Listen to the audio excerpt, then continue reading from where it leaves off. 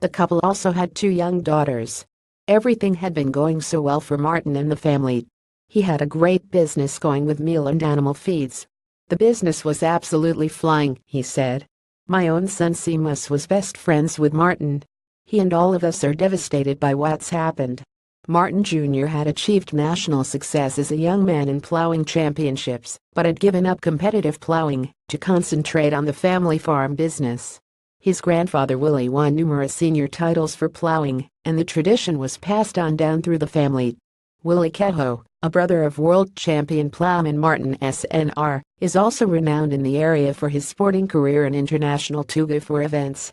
Speaking at the Ploughing Today, Anna Mae McHugh said the family is synonymous with the ploughing as his father Martin was due to compete in the senior conventional class. Martin SNR won the Senior All-Ireland on 12 occasions, and 3 times world champion, and this was his youngest son Martin who was involved in a tragic farm accident today.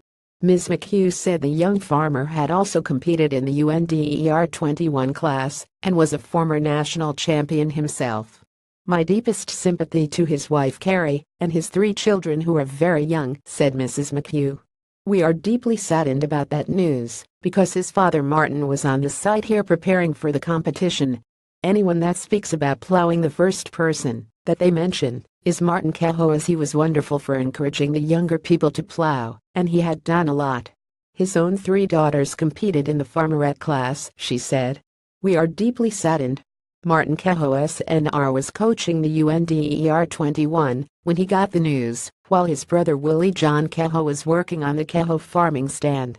Health and Safety Authority HSA inspectors attended the scene of the accident in Fowlkes Mills, Company Wexford. Online editors.